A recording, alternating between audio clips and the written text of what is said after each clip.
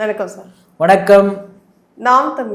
நாம் தமிழரோட அடுத்த நகர்வு எப்படி இருக்கும்? ஏன்னா அந்த தேர்தலில் வந்து அவங்க படுதோல்வி அடைஞ்சிட்டாங்க. இருந்த வாக்கு எண்ணிக்கை பெர்சன்டேஜ்லேருந்து எல்லாத்தையும் குறைஞ்சிருச்சு. அடுத்த நகர்வு எப்படி இருக்கும்? இல்லை, நாம் தமிழர் 8 விழுக்காட்டிலேருந்து 4 விழுக்காடு வந்து இன்னைக்கு அந்த அங்கீகரிக்கப்பட்ட கட்சி அப்படின்னு அந்தஸ்துமே எழுந்துட்டு ஒரு பெரும் நம்பிக்கையாக கொஞ்சம் கொஞ்சமாக வளர்ந்து வந்த ஒரு கட்சி, 1.5 விழுக்காடுலேருந்து 8 விழுக்காடு வந்து வளர்ந்து வந்த கட்சி இன்னைக்கு அதை இழந்துட்டு நிற்கிறாங்க. குறிப்பாக ஒரு கெட்ட சித்தாந்தம், ஒரு கெட்டவர்கள், ஒரு மோசமானவர்கள், இவர்கள் தோல்வியை தழுவுகிறார் என்று சொன்னால் மகிழ்ச்சி நமக்கு. நாம் தமிழ் கட்சி ஒரு நல்ல நோக்கத்திற்காக தமிழ் தேசியம், தமிழ் தலைமையிலான ஆட்சி, மண் காப்பும் மண் வளம் காப்பும் போன்ற பல விஷயங்களுக்காக தோற்றுவிக்கப்பட்ட ஒரு கட்சி, ஈழத் தமிழர்கள் குறித்த பிரச்சனையை முன்வைத்து அதன் மூலமாக தமிழ்நாட்டில் வளர்ந்த ஒரு கட்சி, இன்றைக்கு விஜய் என்கின்ற ஒரு மிகப்பெரிய சூறாவளி காற்றினால் மிகவும் பாதிக்கப்பட்டிருக்கக்கூடிய ஒரு கட்சியில் நாம் தமிழ் கட்சியும் இருக்கிறது. நாட் ஓன்லி நாம் தமிழ் கட்சி, ஆல்மோஸ்ட் விசிக அண்ட் பாமக இவர்களும், அதிமுக பெருசா பாதிக்கப்பட்டிருக்கும் போது இவர்களும் பாதிக்கப்பட்டிருக்கிறார்கள். சரி, ஏன் நம்ம விசிக கம்யூனிஸ்ட் பெருவாதி நாம் தமிழர் தானே பாதிக்கப்பட்டுச்சுன்னு சொல்றாங்க? இல்ல, அது உண்மையும் தானே. ஏன்னா இன்னைக்கு 8லேருந்து 4 காணுமே. இப்போ அதையும் தாண்டி 4 விழுக்காடு மக்கள் வந்து கிட்டத்தட்ட 19 லட்சம் பேர் வந்து ஓட்டு போட்டிருக்காங்க அப்படின்றது ஒரு விஷயம்தான். அப்போ 19 லட்சம் பேர்னா சாதாரண நம்பரானு கேட்டால் இல்லை, இட்ஸ் லார்ஜஸ்ட் நம்பர் தான், அதை மில்லன்னு சொல்ல. ஆனால் இந்த கட்சி ஏன் இப்படி போச்சு, ஒரு விமர்சனம் வருது இல்லையா, ஒரு கேள்வி வருது இல்லையா? நான் என்னுடைய பாயிண்ட் ஆஃப் வியூ வந்து நல்லாவே தெரியும் நம்முடைய பார்வையாளர்களுக்கு. நான் நாம் தமிழ் கட்சியை ஆதரித்து பேசியவன், அதன் சீமானை ஆதரித்து பேசியவன், இன்னைக்கும் நம்ம பேசுகிறோம், இல்லைன்னு சொல்ல. ஆனால் சில விஷயங்களை மாற்றிக்கொள்ளாத வரை இந்த கட்சி இதைவிட மோசமான நிலைக்கு போவதற்கும் வாய்ப்புகள் அதிகம். மாற்றம் சொல்றீங்களா, அது என்ன மாற்றம்? என்ன மாற்றம் ஒவ்வொன்றா பார்க்கலாம். முதல்ல தமிழ்நாட்டினுடைய தேர்தல் களம் வெற்றியை தீர்மானிப்பதற்கு மிக முக்கியமானது கூட்டணி. அப்போ நீங்கள் கேட்கலாம், இன்னைக்கு விஜய் அவர்கள் கூட்டணி இல்லாமல் சீமான் எப்படி சொன்னாரோ தனியாக நின்று அந்த மாதிரி ஜெயிச்சிருக்காரு. விஜய் அவர்களும் சீமானவர்களும் ஒன்று கிடையாது. விஜய் அவர்களுக்கு வீசியது ஒரு மிகப்பெரிய சூறாவளி அலை. அந்த அலையில் சீமானனுக்கு அவ்வளோ பெரிய அலை கிடையாது. கேட்டால் விஜய் அவர்களுடைய புகழுக்கு ஈடாக சீமானுடைய அந்த வெளிச்சம் இல்லை. நம்ம அண்ணனை குறைச்சி மதிப்பீட்டில் அதை புரிஞ்சுக்கணும். ஏன்னா அவர் ஒரு ஸ்டார், இவர் ஒரு சின்ன டைரக்டராக தான் உள்ளே வந்து வளர்த்தாரு, அதை புரிஞ்சுக்கணும். இப்போ விஜய் அவர்களோட அண்ணன் சீமான் இணைந்திருந்தால் உடனே கேட்பாங்க, ஏன் இணையணும், ஏன் அவங்க தலைமை ஏற்கணும்? இன்றைக்கி தமிழ்நாட்டுக்கு முதலமைச்சர் ஆகிட்டார் இல்லையா? நம்ம இதை பல முறை சொல்லியிருக்கோம். நாம் தமிழர் கட்சி தனியாக நிற்பது நல்லது கிடையாது. உங்களை போய்ட்டு திமுக கூட சேர சொல்ல, உங்களை போய்ட்டு அதிமுக கூட சேர சொல்ல, புதிய காங்கிரஸோடையோ பாஜகவோட சேர சொல்ல, புதிய வரவா வந்திருக்கவங்களோட ஜாயின். ஆனால் இவங்க என்ன பண்ணாங்க, திராவிடமும் தமிழ் தேசியம் எனது கண்கள்னு சொன்னவங்கள ரொம்ப ஓவராக இறங்கி அடிச்சாங்க. திமுகவை காட்டிலும் தாவேகாவை நாம் தமிழ் கட்சியோட கேடர்ஸ் அண்ணன் உள்பட சில இடத்துல வந்து ரொம்ப ஓவரா அடிச்சாங்க. இப்போ அடிக்க நீங்க என்ன ஆகுதுன்னா அந்த கட்சியை தனிமைப்படுத்துறீங்க, அதை ரைட், ஓகே. ஆனா மக்கள் உங்களை வந்து பாத்தீங்கன்னா தேர்தலில் ஒரு பொருட்டா எண்ணாம போயிட்டாங்க. இதுதான் இந்த வார்த்தையை ரொம்ப நான் கவனமா பயன்படுத்துறேன். ஏன்னா 19 லட்சம் மக்கள் ஓட்டு போட்டிருக்கிறது லார்ஜஸ்ட் நம்பர் தான், அதை நான் இல்லைன்னு சொல்லலை. ஆனால் விஜய் வாங்கியிருக்கிறது 1.5 கோடி வாக்கு, அதை நம்ம புரிஞ்சுக்கணும். அப்போது ஒரு 35 விழுக்காட்டிற்கும் 4 விழுக்காட்டிற்கும் எங்கே அளவு இருக்கிறத புரிஞ்சுக்கணும். விஜய் ஒன்றும் கெட்டவர் கிடையாது. விஜயுடைய கட்சியினுடைய கொள்கை என்பது அப்படியே பழந்தொட்டி பொச்சணும் அப்படின்னு கிடையாது. அவர் ஜெயிக்கணுன்றதுல உறுதியாக இருந்தார். இங்கே போட்டியை எனக்கும் திமுகவுக்கும் தான் சொன்னதை நிரூபித்து காமிச்சிட்டாரு. விஜய் சொன்ன எல்லாமே நடந்திருக்கு. இதெல்லாம் மேஜிக்கா கிடையாது, அது ரியல். அது வந்து ரியலாக அது நடக்கக்கூடிய ஒன்று. இப்போ நாம் தமிழ் கட்சி நாங்கள் கூட்டணியே வைக்க மாட்டோம் அப்படின்னு சொன்னால் விஜய் அவர்களுக்கு இருக்கக்கூடிய புகழ் நாம் தமிழ் கட்சிக்கு இல்லையே, அந்த ரீச் பண்ண முடியலையே. இந்த உண்மையை ஏற்றுக்கணும் இல்லையா? இப்போ அண்ணன் சீமான் எடுத்துப்போமே, காரைக்குடியில் அண்ணன் எத்தனாவது இடம்? 4வது இடம். ஒரு முதலமைச்சர் வேட்பாளர் 4வது இடத்துக்கு போறது அப்படின்றது எப்படி அது? இல்ல அந்த 4வது இடம் அப்படிங்கிறப்போ ஒரு தாவேகா வேட்பாளரை கட்டி தழுவுனதுதான் மொத்தமாவே கவுந்துருச்சு இல்ல நாம் தமிழர் அவர் பண்ணிருக்க அப்படிங்கிற மாதிரி கூடாது. சொல்றாங்க இல்லையா? அதனால மட்டுமே வந்து தோல்வி விட்டான்னு நான் சொல்ல மாட்டேன். இல்ல அவர் தோல்வியுற்றாருங்கிறது வந்து அந்த விதத்துல சொல்லல. இல்லப்பா இப்போ இத்தனை நாள் வந்து எதிரும் புதிருமா இருந்த அவங்க 2 பேரும் இன்னைக்கு வந்து ஒரு இடத்துல வந்து 2 பேரும் தோல் கட்டி அணைச்சுக்கிறாங்க.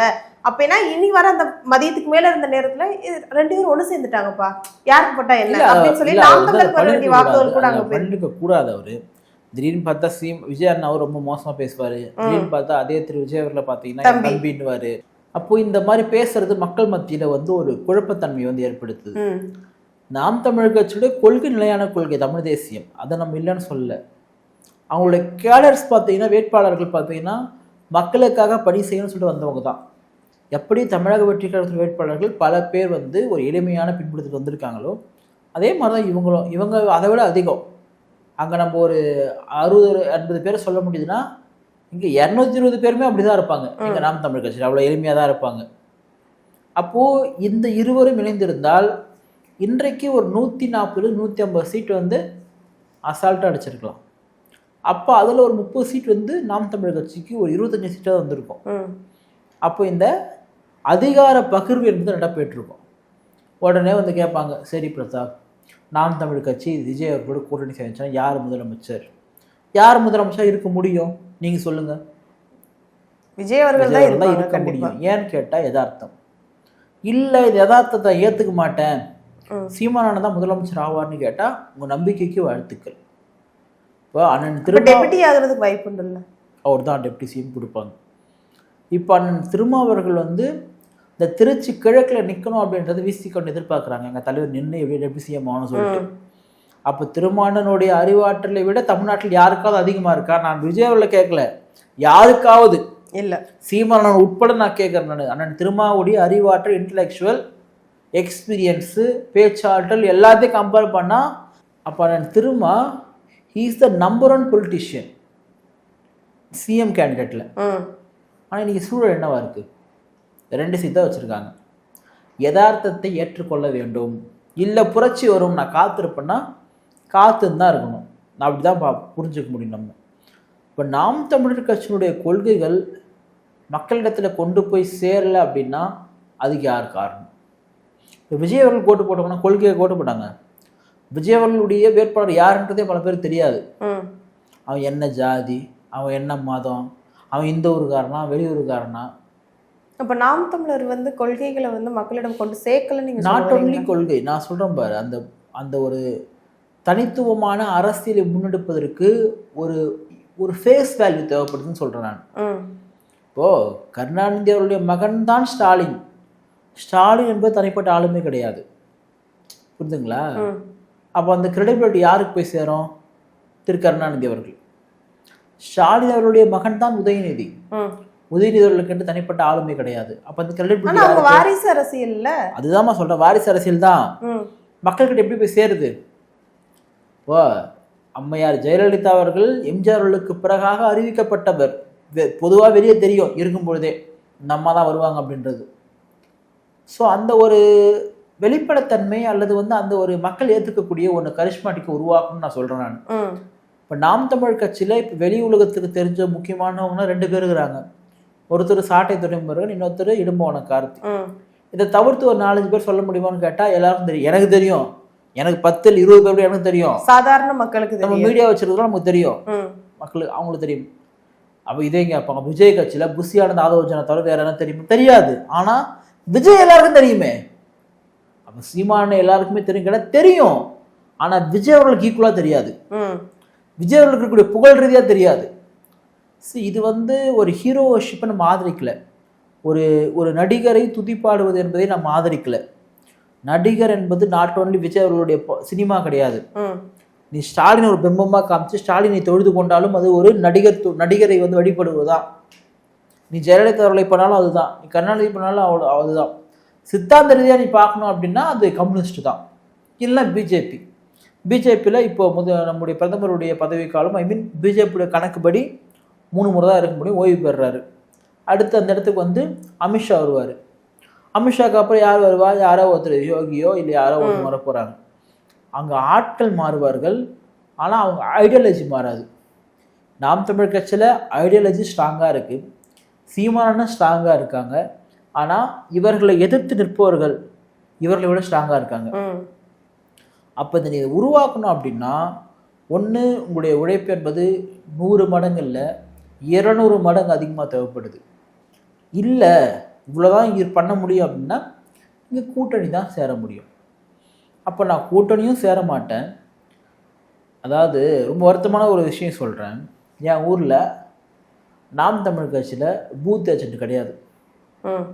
திருத்தணியில் என்னுடைய கிராமத்தில் நாம் தமிழ் கட்சிக்கு பூத் ஏஜென்ட் கிடையாது. அவங்களுடைய தோல்விக்கு இது ஒரு காரணம் எல்லா இடத்துலையுமே. புரியுதுங்களா? நாம் தமிழ் கட்சி வேட்பாளர்கள் வந்து இன்னைக்கு சிட்டியில் இருக்கக்கூடிய ஒரு 10லேருந்து ஒரு 15 பேருக்கு வேணா பிரச்சாரம் பண்ணும்போது கூட போகலாம், 30 பேர் 20 பேர் போகலாம். பெரும்பான்மையான ஊரில் அந்த வேட்பாளரோட 5 பேர் கூட போக மாட்டாங்க. அப்போது அடிப்படை ரொம்ப முக்கியமானது இல்லாமா? இப்போ என் ஊரில் நான் வந்து நாம் தமிழ் கட்சி ஸ்ட்ராங்காக வச்சுருந்தா தானே நான் வந்து என்னோட சொந்தக்காரெல்லாம் சொல்லி ஓட்டு போட சொல்ல முடியும். விஜய் அவர்கள் எப்படி ஜெயிக்கிறாரு? ஒருத்தர் சொல்கிறான், அவன் பெரியம்மா கிட்ட, அம்மா கிட்ட, அக்கா தங்கச்சி கிட்ட, குழந்தைங்க கிட்ட சொல்லுது. அப்போது அங்கே வந்து ஒரு கேன்வாசிங் நடக்குது. அந்த கேன்வாசிங்கே நாம் தமிழ் கட்சியில் நடக்கலையே. அப்போ கேன்வாஸ் பண்ணால் எப்படி ஜெயிக்க முடியும்? அப்போ அன்னைக்கு ஏன் 8 விழுக்காடு வந்துச்சுன்னா அன்னைக்கு விஜய் இல்லை களத்தில். இப்போ விஜய் என்ற ஒரு நபர் வந்ததுனால மாற்றம் என்று விரும்பியவர். நான் சொல்றது சித்தாந்தத்தை விட்டுருங்க, சித்தாந்தத்தை போட்டு போகிறோம், கடைசி வரைக்கும் அதுதான் போடுவோம். அந்த 4 விழுக்காடு ஸ்ட்ராங் ஆச்சுன்னா அதே இருக்கும், இல்லை 5 கூட மாறலாம். ஆனால் மாற்றம் என்று வரக்கூடிய விஜய்க்கு போட்டாங்க. ஒரு ரசிகர்கள் மட்டுமே 1.5 கோடி பேர்லாம் யாரும் கிடையாதுமா. அது ரசிகர்கள் மட்டும் ஓட்டு போட்டு அப்படிலாம் கிடையாது, மக்கள் ஓட்டு போட்டிருக்காங்க. அப்போ அந்த மக்கள் ஓட்டு போடணும் அப்படின்னா நம்ம மக்கள் ஏற்றுக்கொள்ளக்கூடிய நபர்களாக மாறணும். அப்போ நடிகர்கள் மட்டும்தான் தமிழ்நாட்டை ஆள முடியுமா என்று சொன்னால் அதனுடைய வழி அப்படி தான் இருந்துச்சுன்னா யார் என்ன பண்ண முடியும்? எனக்கு தான் ஆசை திருமணம் முதலமைச்சர் ஆகணும்னு சொல்லிட்டு நான் வெளிப்படையாக சொல்லி எனக்கு அந்த தயக்கம் கிடையாது. என்னுடைய ஆசை ஒரு தலித் தமிழ்நாட்டில் முதலமைச்சர் ஆகணும், ஒரு தலித் இந்தியாவோட பிரதமர் ஆகணும் சொல்லிட்டு அதுக்கான சூழலே இல்லாதப்போ சரி இன்னும் திருமணம் முதலமைச்சராகவே ஆகலை, நான் ஓட்டே போட மாட்டேன், நான் தேர்தல் ஜனநாயகத்தை எதிர்க்கிறேன் அப்படின்னு சொன்னால் முட்டாள்தனம். இன்னைக்கு என்ன இருக்கோ அதில் சரியாக இருக்கிறத நான் சூஸ் பண்ணணும். 3 பேர் தான் இப்போ எனக்கு இருக்காங்க, இல்லை 4 பேர் தான் இருக்காங்க, சீமான், விஜய், எடப்பாடி, ஸ்டாலின். அப்படின்னா பெரும்பான்மையான மக்களுக்கு மாற்றம் வருகின்ற போது விஜய்க்கு ஓட்டு போட்டாங்கன்னா அப்போ ஓட்டு போட்டு இன்றைக்கு முதலமைச்சராக இருக்கக்கூடிய விஜய் அவருடைய ஆட்சி முறையில் குறைகள் இருந்தால் கேள்வி கேட்போம், நிறைகள் இருந்தால் பாராட்டுவோம், வாழ்த்துவோம். பத்திரிகையாளருடைய மைக் எடுத்துகிட்டு போகிறாங்க. அதுல வேற சீமான் அவர்கள் வந்து பத்திரிகையாளர் ஒருத்தவங்க கேட்டதற்கு போய் வேலையை பாருப்பா அப்படிங்கிற மாதிரி ஒரு வார்த்தை சொல்லி. இது வந்து இந்த வார்த்தை என்ன பொறுத்தவரைக்கும் ஒரு விரக்தியின் வெளிப்பாடு. அப்புறம் இன்னொரு நியூஸ் வந்துச்சு, விஜய் எப்போ வந்து பத்திரிகையாளர் சந்திப்பாரோ நான் அப்போ வந்து சந்திக்கிறேன். ஆனா அது சில இதுல பொய்ன்னு வேற சொல்லிக்கிட்டு இருக்காங்க. அது ஃபேக் தான், அது அந்த மாதிரிலாம் கிடையாது. ஆனா ஒரு பெரும் அளவிலான விரக்தியில் அண்ணன் சீமான் இருக்கிறார், பெரும் அளவிலான விரக்தி. நாம் தமிழ் கட்சி சார்ந்தவர்கள் இன்னும் பல பேர் இன்னைக்கு ஆளுங்கட்சியா விஜய் வந்துட்டார். நீங்க கேள்வி கேளுங்க, ஆளுங்கட்சியா விஜய் வராத பொழுதும் நீங்க அவர் தான் கேள்வி கேட்டிருந்தீங்க. இப்போ கேள்வி கேளுங்க, தப்பு சொல்ல மாட்டேன். நீ 24/7 விஜயை போட்டு நீங்க கேள்வி கேளுங்க, அவர் ஆட்சியை போட்டு நீங்க கேள்வி கேளுங்க, அதான் பண்ணுறாங்க இப்பயும்.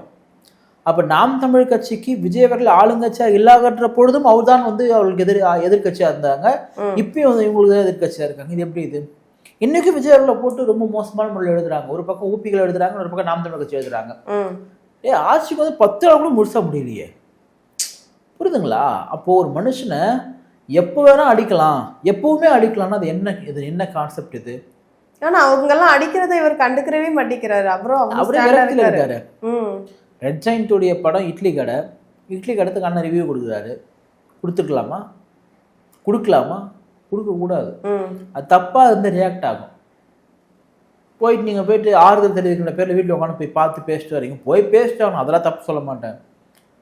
அதாவது ஒரு இடத்துல பார்த்தா திமுகவை திட்டுறாரு, மறு இடத்துல பார்த்தா திமுக புகழ்றாரு. அப்போ ஒரே குழப்பமாக இருக்குது, என்னடா பண்ணுறாரு அப்படின்ற மாதிரி. ஸோ நாம் தமிழ் கட்சி இந்த தோல்வியிலிருந்து மீள வேண்டும் தான். ஏன்னா அவங்க கூட ஒரு சரியான சித்தாந்தம் இருக்குது, ஒரு மாற்றத்திற்காக பல இளைஞர்கள் அங்கே இருக்காங்க. அப்போ அந்த இளைஞர்கள் எல்லாம் தோல்வியில் அயர்ந்து விடக்கூடாது. அப்போது உங்களுக்கு அடுத்த எலெக்ஷன் நீங்கள் சரி பண்ணணும் அப்படின்னா ஒரு சஜஷன் தான் நான் சொல்கிறேன், அவங்க விருப்பம், அவங்க கட்சி.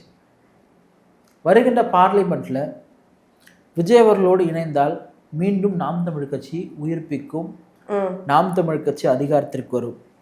இல்லை இப்படியே தான் இருப்போம் என்று சொன்னால் இன்னமும் மோசமான முறையில் கட்சி செல்லும்.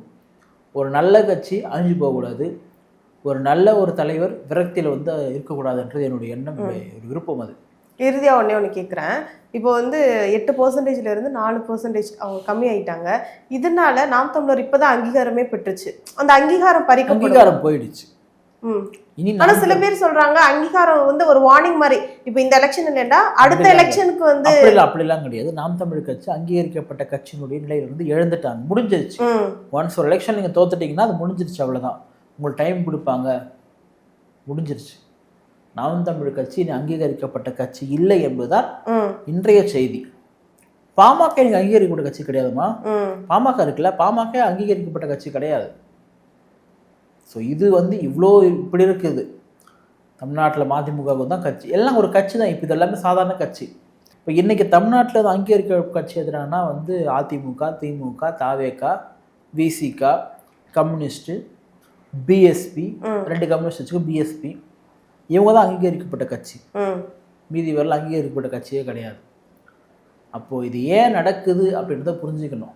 இப்போ நாளைக்கு தமிழக வெற்றி கழகம் ஆளுங்கட்சியாகவும் நாம் தமிழ் எதிர்கட்சியாகவும் வந்தால் சிறப்பு தான். இல்லை நாம் தமிழ் கட்சி ஆளுங்கட்சியாகவும் தமிழக வெற்றி கழகம் எதிர்கட்சியாகவும் சிறப்பு தான். திராவிட மட்டும் இல்லாமல் நீங்கள் திராவிட கட்சிகள் ஒழியட்டும். நீங்கள் வந்து காலங்காலமாக ஆட்டம் போட்டது போதும், மக்கள் உங்களை டாடா பாபா செய்ய சொல்லி அனுப்புறாங்க. அந்த இடத்துல விஜய் அவர்களையும் சீமானவர்களையும் ரீப்ளேஸ் பண்ண நல்லது தானே. ஆனால் அதுக்கு அண்ணன் சீமானும் நாம் தமிழ் கட்சியும் தயார்படுத்திக் கொள்ள வேண்டும், மீண்டு எழுந்து வர வேண்டும் தான் நம்ம சொல்லக்கூடியது. திருப்பி திருப்பி சொல்கிறது என்னன்னா, நல்ல கட்சி நல்ல சித்தாந்தம் அழிஞ்சிடக்கூடாது.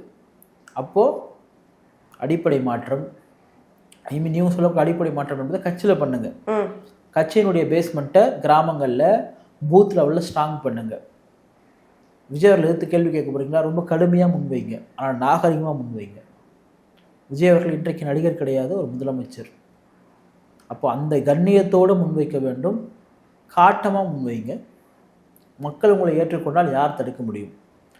விஜய் அவர்கள் இவ்வளோ ஜெயிப்பார்ன்றது யாருக்கும் தெரியாது, எனக்கும் தெரியாது. உங்களுக்கு தெரியுமான்னு தெரியல, எனக்கு தெரியாது. இன்னைக்கு அவர் honourable chief minister of Tamil Nadu.